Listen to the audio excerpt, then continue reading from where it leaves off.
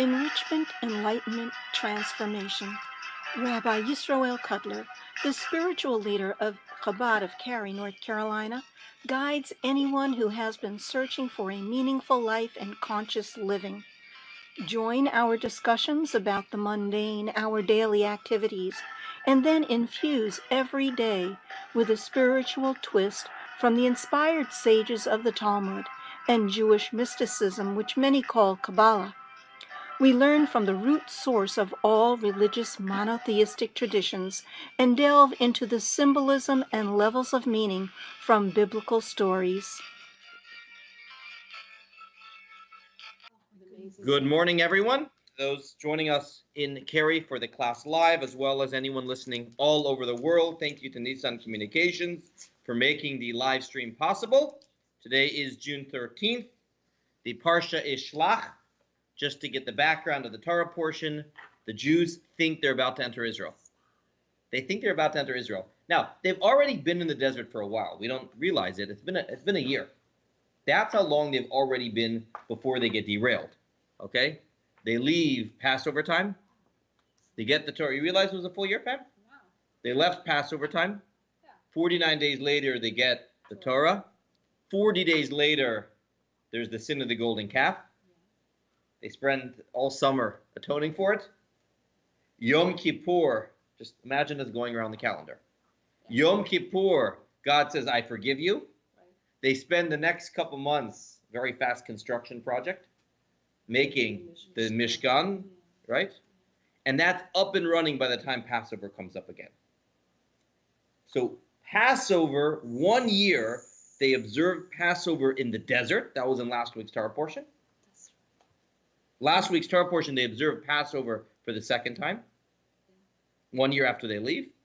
And they are at this point days away from entering the land of Israel, had everything gone right.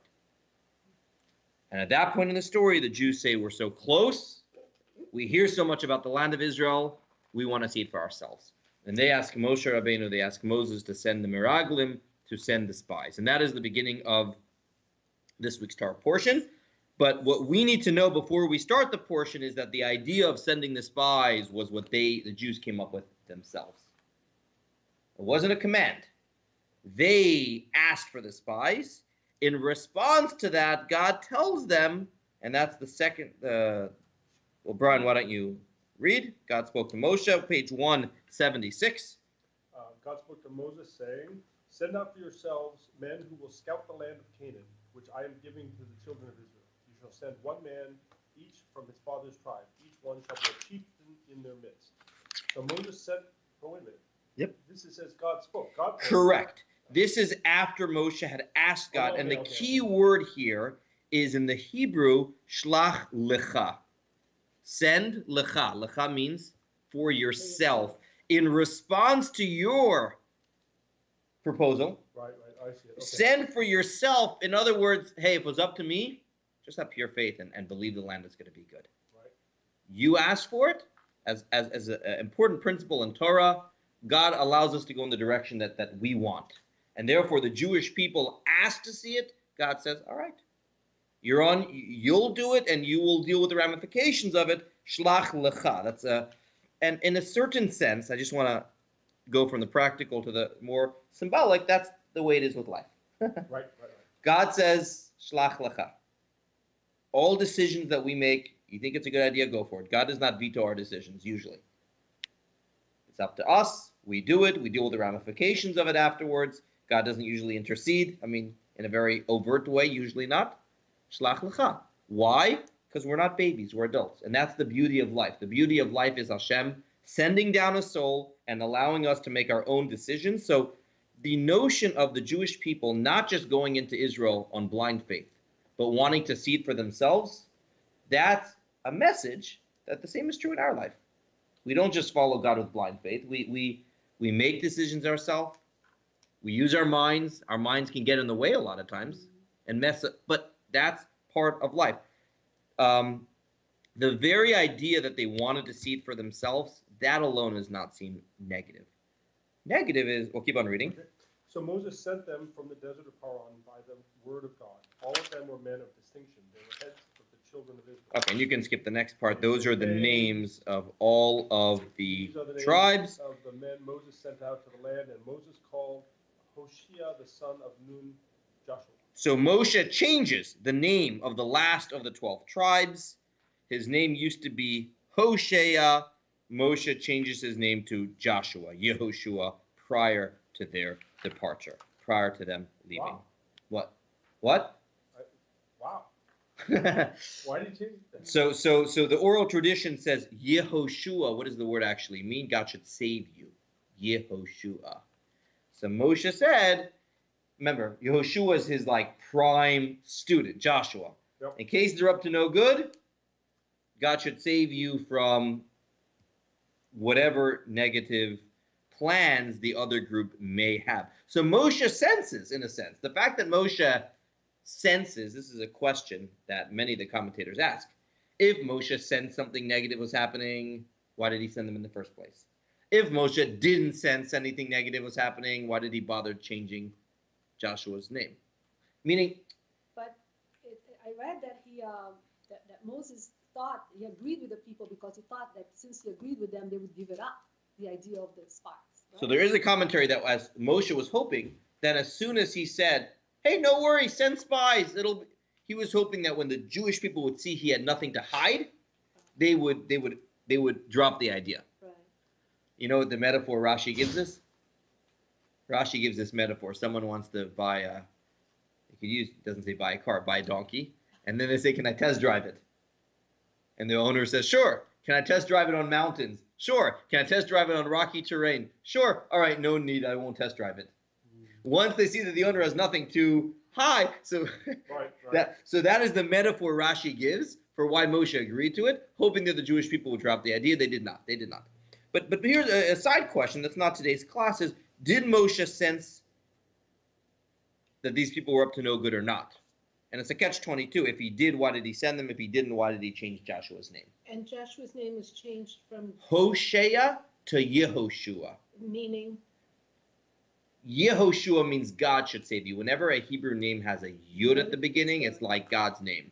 So Yehoshua, is God should save you. Yisrael, a lot of names start with yud. Okay, Yehudit. One of the interpretations of this, by the way, is Moshe didn't necessarily sense that they were up to no good. He did sense that they were taking their job a little bit too seriously. What I mean by that is, we always call this the story of the spies. If you look in the actual text, does it say they should spy out the land? What does it say? Scout. God calls them to scout out the land. If you look in the Hebrew word is latur. You know what the word tour means? What it means in English. Oh. Really? Yeah. Really? Tour? It's a tour. Like go have a tour. Send out men latur et haaretz, to go tour. What is the difference between a tour and a spy? Intent and permission. Intent. Okay. So then, all right. They were supposed to go on a fact-finding. Just go there, and just come back and report some facts. And Moshe asked them, find out what the fruits are like, find out about the cities. They came back, and what did they do? They said They gave a military report. They gave analysis. All right. They came back and they said the land is too strong. We're not able to conquer it. We might as well go back to eat. Nobody asked you to do that. You were supposed to go la tour et haaretz, take some photos, and that's it. So that on the most simple level was the critical mistake. You can't. What did they do wrong? They did what they were supposed to. No. Had they just come back and said, nice land, but really strong people. No problem. No problem. That would have been okay. But to say strong people were not able to capture it, let's go back to Egypt, and that was going beyond their thing. So that is one interpretation. Moshe sensed that they were taking their job a little bit too seriously, that they were trying to get power with it. Correct. And that's why he said, Joshua, I want to save you from them. He didn't necessarily see bad. He saw that they were, what would be the lesson to us? In our life as well, we're supposed to use our minds to figure out what the best way of serving God is, but don't come to the conclusion it's too hard. To use your mind, meaning they were supposed to figure out how. They were not supposed to determine the question of if. There we go. If Moshe already said you're able to, God already said you're able to. The question is not a question of if, the question is how. How? Every person is different. I have my mitzvah to work on. You have your mitzvah to work on. We all have to use our minds to figure out how, not if. Okay. We are now, today's class actually isn't about that. It's about one particular episode in the story that is important. And I want to take a step back and I want to ask a question.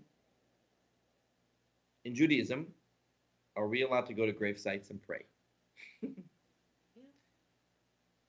As long as you're praying Who to do we God. pray to when we do that? You're praying to God. This is important. Who do we pray to when we do that?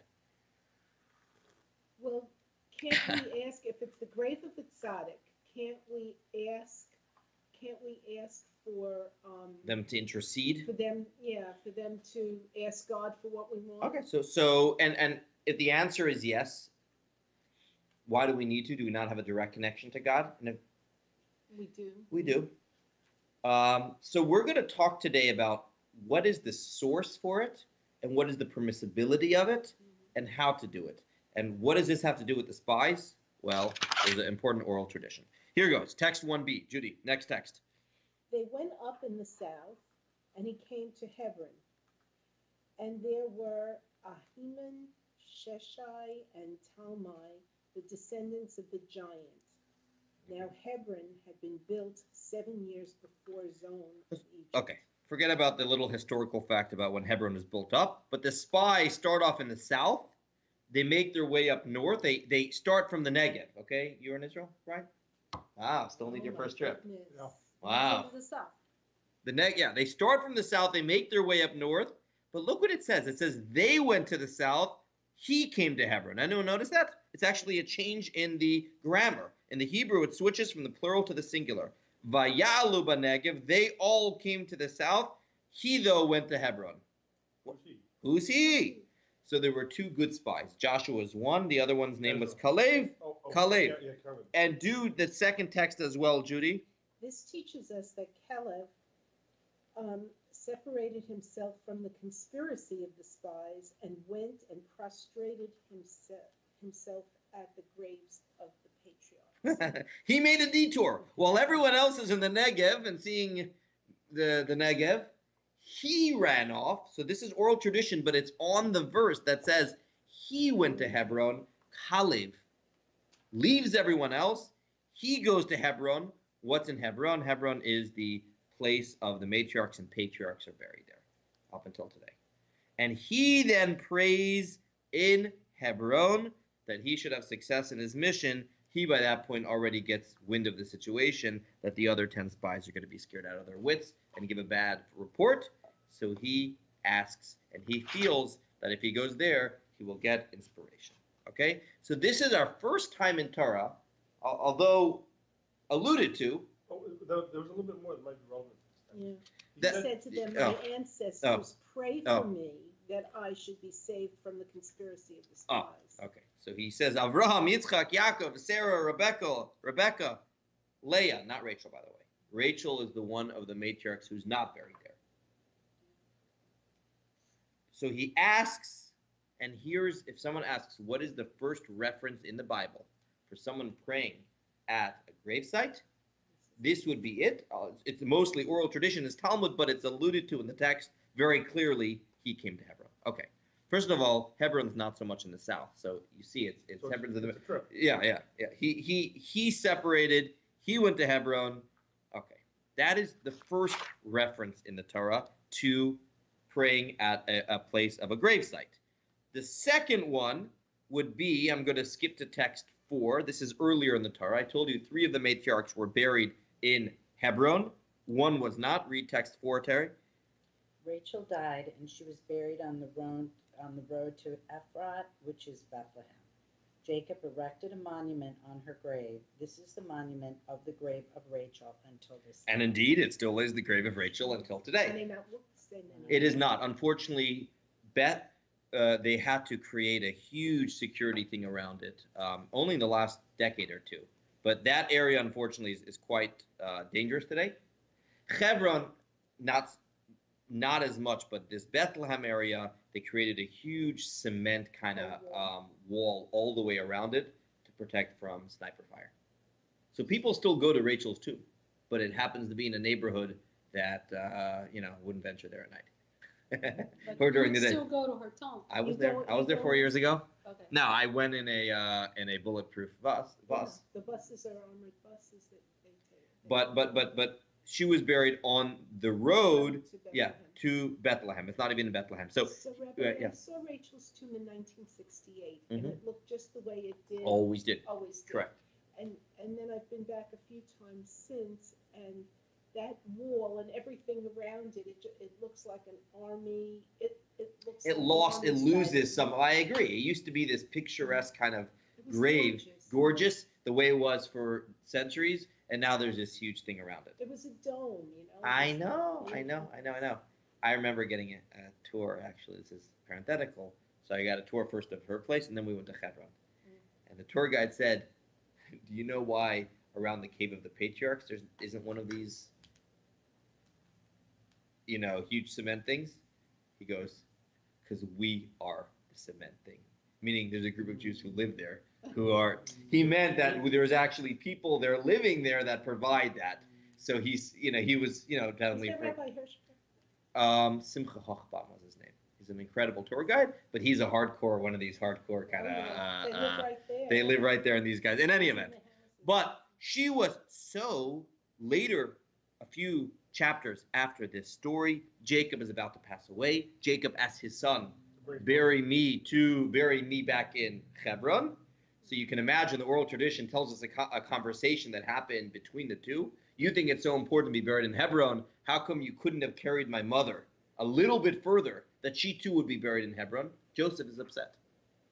You're saying it's so important that you want me to schlep you all the way from Egypt to bring you back to Hebron. You couldn't carry my mom another, I don't know how far it is. Oh, so he was angry at. Well, he was just Yeah. it. So text 5, Oh, I please didn't know read. this. Text 5. Okay, that's fine. Text 5, please. I buried her there on the road to Bethlehem. I did not even carry her to Bethlehem to bring her into settled land. I know that there is resentment in your heart towards. So the Talmud says, I know, even whether you're voicing it or not, Joseph, you probably are a little upset at the fact that I couldn't carry your mom a little bit. Keep on going. But know that it was by divine instruction that I buried her there, so that she would be a help for her children when Nebuzaradan will exile them. Right. And they will pass by there. He's saying 2,000 years from now, I know when the Jews are first exiled out of Israel, they're going to be going this way, and along the way, being taken out in chains from Jerusalem, they're going to pass by Rachel's tomb, and they're going to get comfort from her. Keep on reading. Rachel will come out upon her grave and weep and pray for them. And it is written, a voice is heard in Ramah. Rachel is weeping. That's for a her verse from children. Jeremiah. Jeremiah says a verse is heard. Rachel is weeping for her children. Keep on God reading. will answer her. There is reward for your toil. The children shall return to their own borders. Okay, so here's a second reference in the Talmud about Rachel, Jews getting strength and praying by Rachel's tomb, and Rachel interceding on their behalf. And these two examples bring us to the question, what is allowed in Judaism when it comes to praying and what is not allowed? And the reason is, here is a straight verse from the Torah, Brian 6a. Here goes. When you have come to the land the Lord your God is giving you, you shall not learn to do like the abominations of those nations. There shall not be found among you anyone who passes his son or daughter through a fire, a soothsayer, a diviner of auspicious times, one who interprets omens, or a sorcerer, or a charmer, Pitom sorcerer, Yidel sorcerer. or one who seeks information from the dead. Ooh. So in the Torah, it tells us serve God. The next verse, I wish it said one verse more. The next verse after that is serve God simply and sincerely. In other words, don't try to just do what you're supposed to do in this physical world. Don't try to figure out the unknown. Don't try to connect with the dead. Don't try to find out the future. Just just live your life, have faith, God's guiding you. You don't have to beat the system. That is the next verse. But one of the prohibitions, one of the 613 mitzvot in the Torah is do not communicate with the dead. Now, this isn't communicate. This is getting information. Yeah, you're right. Doresh alametim means inquire of the dead. Right. Okay. Because the difference here, like in the prayers that were given earlier, you were praying with the matriarch, but you weren't asking them, what's it like there? Right. So that's what we're trying to figure out today. What is the distinction? And this is important because we all go to parents or relatives or holy people's grave sites, and it's important to know what is Jewishly appropriate and what is not appropriate. So the Torah says don't seek information, and Rambam, okay, who discusses the technicalities of the law, says if you perform a deed in order that you try to get information, you're liable and your punishment, you get lashes. Okay, we don't have to worry about the biblical punishment for it, but Maimonides identifies the prohibition of seeking information from a dead person. That is a problem. And you look at any of these idolatrous like practices from a long time ago, there was a lot of communicating with the dead. And that is what is not. So where do we draw the lines? Where do we draw the lines? So Brian, you're saying seeking information. Well, that seemed to be the distinction here. Right. As opposed to,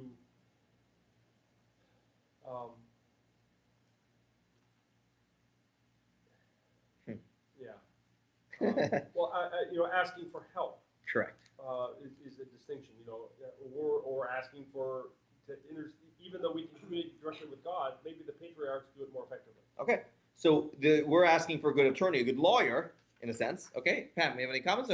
So why does the text 3 says our prayers are only answered after they ascend on high through the cave of Machpelah? This is another commentary that says that that's a good entry point. Why is it our prayers aren't answered through Jerusalem?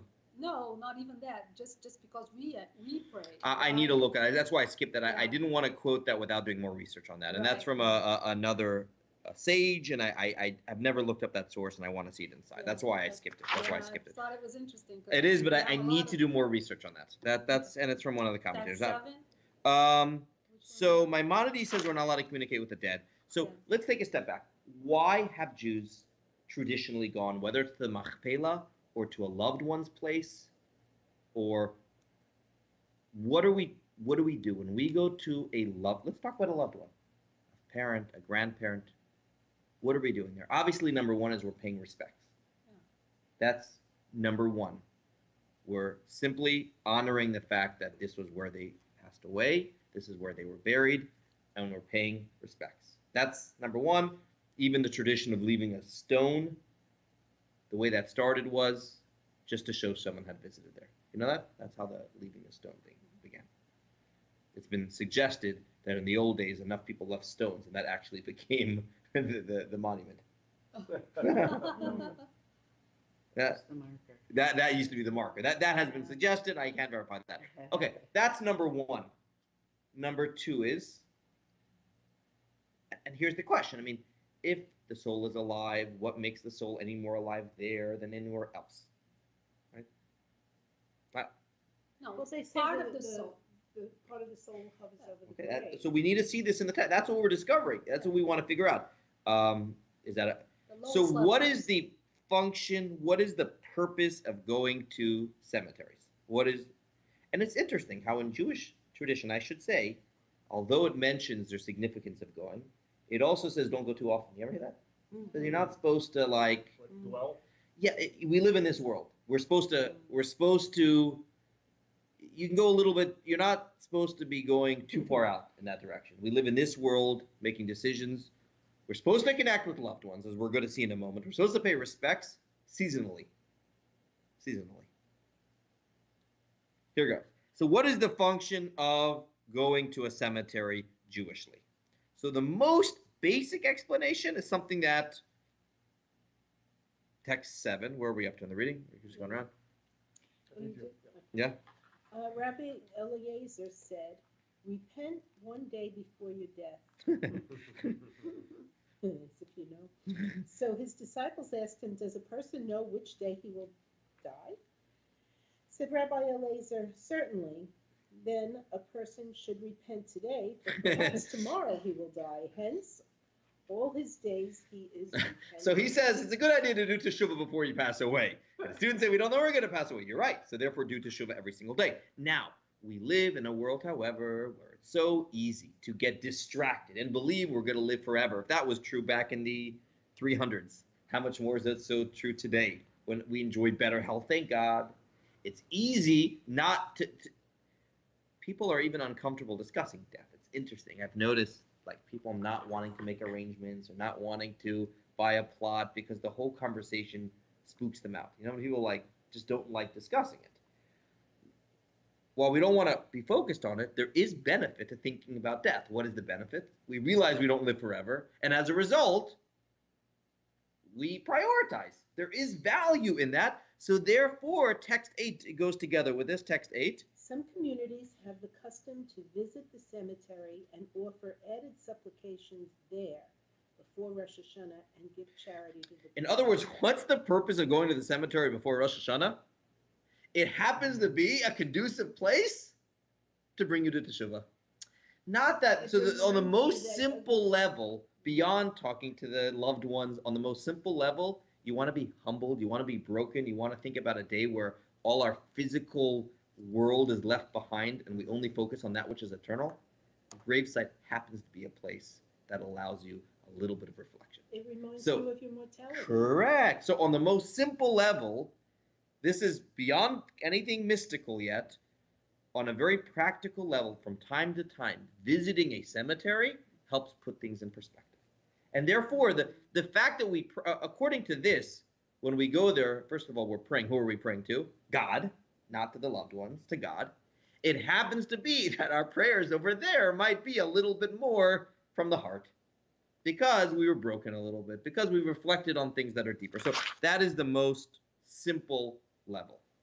So I'd say most simple level is paying respects. A step beyond that is it's a conducive place for prayer because the place allows for introspection and teshuvah. Yeah, Jody, you go. So I lost my father when I was 14, and I started to go every year before Rosh Hashanah. Correct. For a visit. It never occurred to me to pray there. That was not something that was... You just went to pay your respects. Just went to pay respects. Correct. As the years went by, and I made trips to Israel where I visited graves of tzaddikim, yeah. And I see everybody praying there. I'm saying, I don't understand. I don't understand why they're praying. Correct. It didn't make any sense. And then as time went by, I said, you know, I go to visit my grandfather. He was a tzaddik, and my father, as in my eyes, of course, he was a tzaddik. Correct. So why wouldn't I say Tehillim there the same way I would say Tehillim there? So that's what we're discussing today. And here's what we're going to get to. You can pray to God there, and that you can pray to God anywhere, but that happens to be a good place to do it because it opens you up. Or, as we're going to see in a moment, you ask them to pray for you. What you don't do is pray to them. There's two options. You either pray to God there, or you ask them to intercede and pray for you. What you don't do is pray to them, and that's what we're going to get to in a moment. Why would you ask them to intercede? So text 9, I'll paraphrase. This happens to be a text discussing holy individuals, and it says, in the days when the Jews lived in Jerusalem, the holy temple was the place of divine wisdom and prophecy, and the conduit of blessings. As time went on and we were scattered all over the world, holy individuals are receptacles of divine wisdom and prophecy, and therefore it makes sense that they are the source of blessings in the world. And it's not their physical existence, it's their souls that are the source of brachos, and therefore it makes sense to say that one would visit the grave of a righteous person because that is a holy place. Okay. That is a holy place. Now, the question you can ask is, a soul is anywhere in the world. What is specifically about that place? So let's do, 1 second, I'm skipping some texts over here. So what it explains here is, there are different levels of a person's soul on a very basic level. there is, we all have a neshama, we have a soul, but the soul is divided in various levels. The lowest level of the soul, what? Oh, yeah, you can set it there, it's fine. The lowest level of the soul is the level of the soul that's most connected to the body. Okay? In Hebrew, you know what that's called? Nefesh. Nefesh. Nefesh is a word that the Torah uses for animals as well. Animals also have a nefesh. It's our biological soul. Don't objects have a nefesh too? In some sense, different. Yeah, they have a spark. They have a, I don't know. everything Correct, but I don't know if the word nefesh is used. Nefesh is usually used for a life. For life. A life. Is nefesh also like, is that the breath is flowed in, or is that That's a different Ni- word? neshama. No, I'm trying to think. A God, vayipach above nishmat. No. You it's know, like not. in Genesis. Genesis, he breathed into him Yeah. the neshama. Okay. There it's neshama, which is a holier word. Okay. So nefesh is lowest. Nefesh is the biological animates us. When a person passes away, it says, since the nefesh is so connected to the body, therefore the nefesh remains in a heightened place over there by the graveside.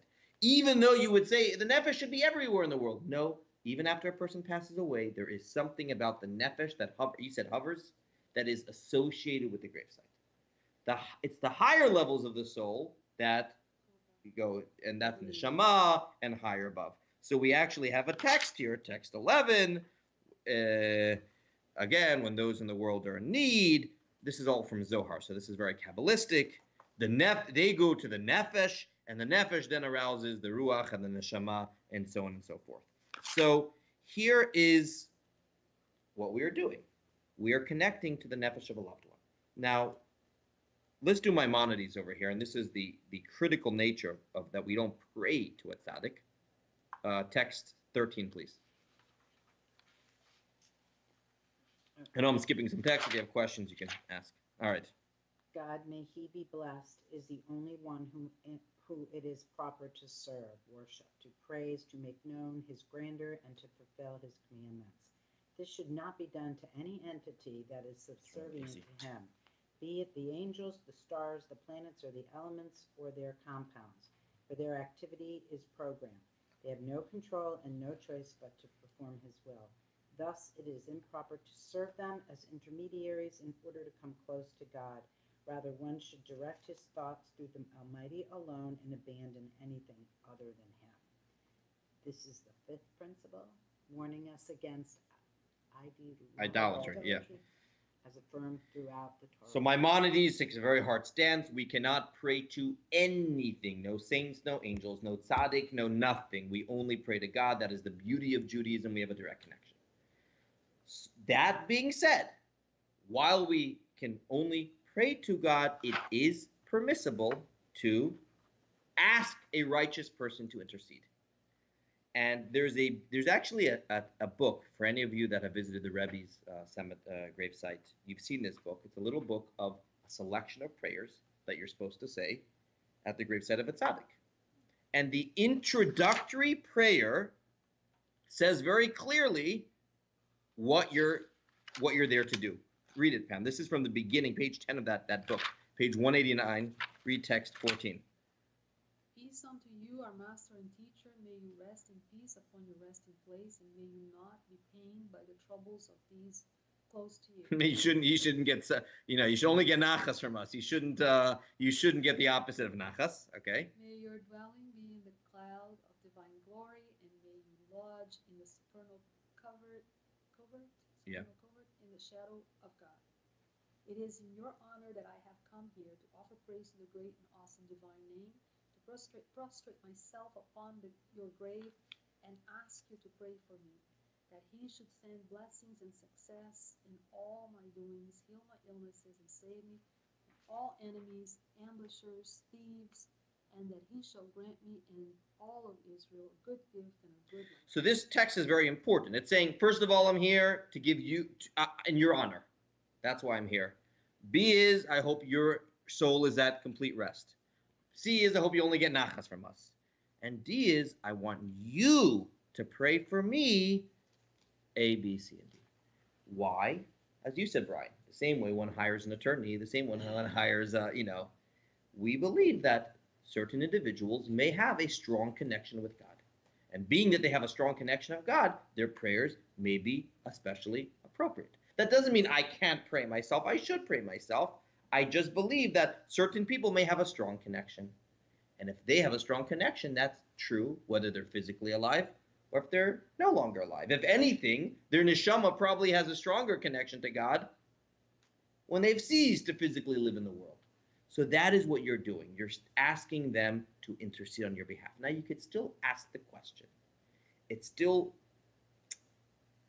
feels somewhat wrong. It still seems that I should be able to do it myself. I should have that own connection. Why the intermediary? And there's a beautiful explanation that I think answers this question, but it can also shed a lot of light on when people tell you, I want you to daven for me or pray for me.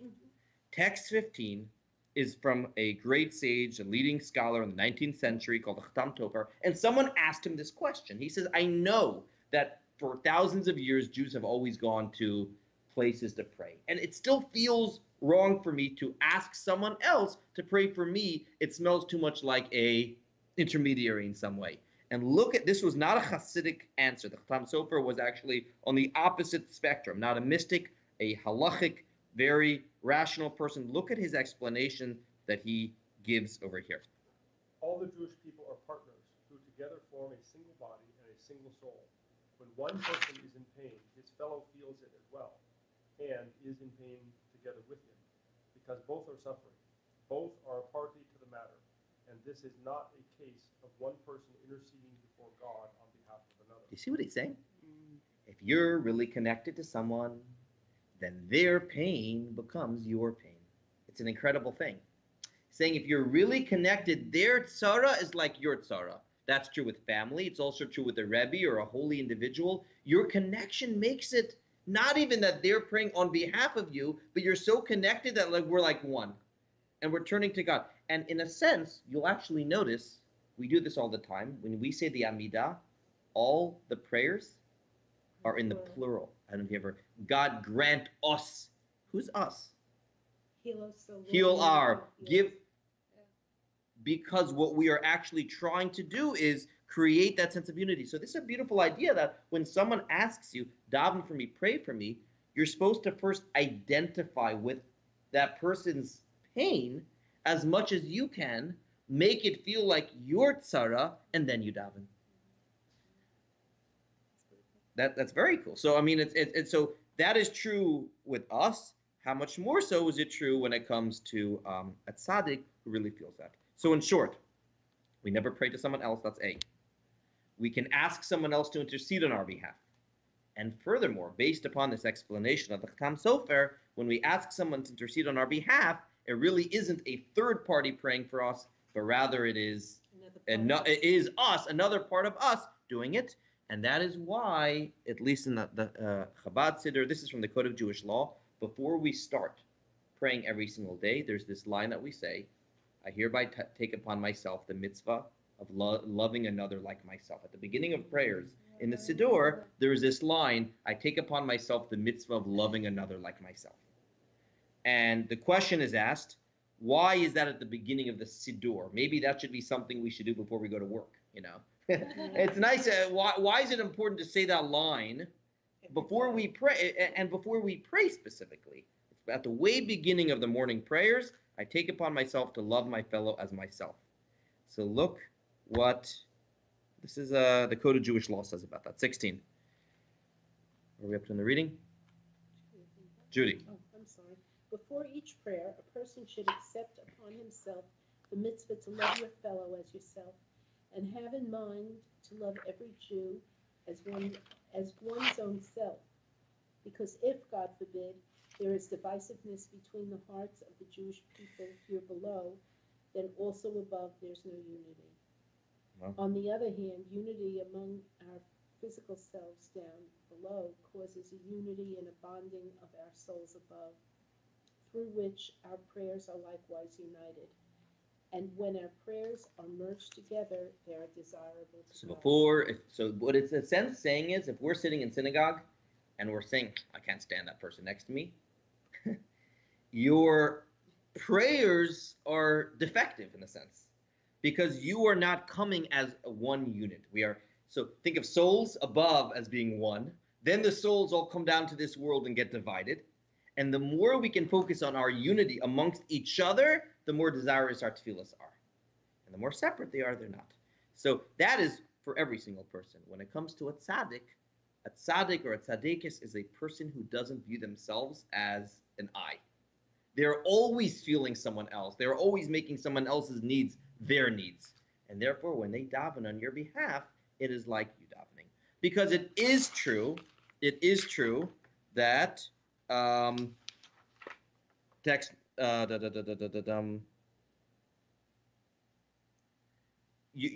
you're not supposed to only rely on other people praying for you. Your prayers, that's text 192. The Talmud says, always pray yourself, because your connection with God is as strong. But what we're saying today is that the two are not contradictory either. If you really identify with someone else and you're davening for them, you are together with them. Text 193 is why our tefillas are always recited in the plural.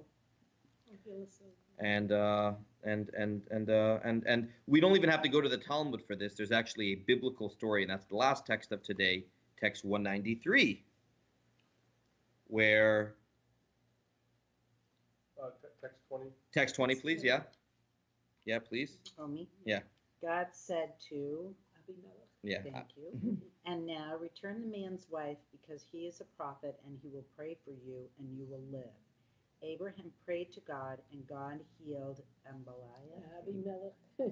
Yes, thank you. And his wife and his handmaids, and they gave. So we even see in the Bible itself God telling Abimelech, ask Abraham to pray on your behalf. So we don't even have to go to the Talmud. There are many examples. I think the best example would be Moses, right? How many times in the Torah is Moses the defense attorney for the Jewish people? Time and time again, Moshe davens on behalf of the Jewish people. So we see this principle throughout Torah, but the purpose of today's class is to understand how it works. We never pray to a Moses, we never pray to a Rebbe, we never pray to a loved one.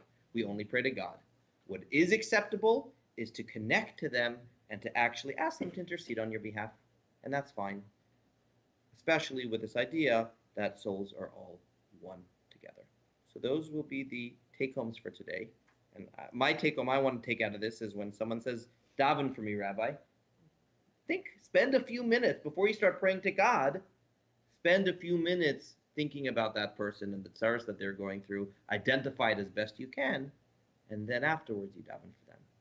And that should be the way we always daven. We will hold it here. And again, where the connection to our parsha is text 21.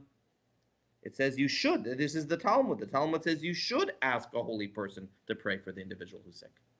We shouldn't only rely on our own tefillas. We should ask a sage because we believe this idea that they may have a direct connection. But who's a sage? Who's a Talmud? A holy person. Somebody that studies.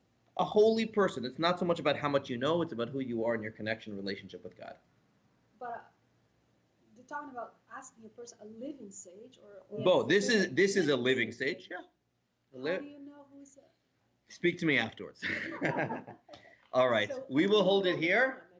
But the connection to the parsha, if someone ever asks, where in Torah is the first reference to someone going to the gravesite of a tzaddik? It's the story of the spies in Kalev seeking inspiration from the patriarchs and matriarchs. And we will hold it over here. Thank you to anyone who is listening online. We will not have a class next week. I'm out of town next Tuesday. We'll be back, God willing, 2 weeks from today. Thank you and have a wonderful week.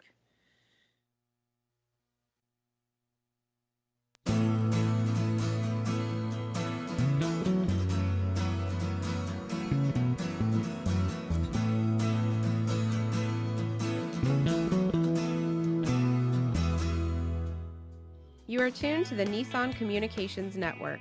If you tuned in too late, you can always watch each program in its entirety or download an MP3 audio file of it in the archives section at nissancommunications.com. Don't forget to subscribe to our YouTube channel, follow us on Twitter, and like us on Facebook. Sponsored by Telestream's Wirecast software, StreamingGear.com, Carolina Apparel, and DeltaForce.net.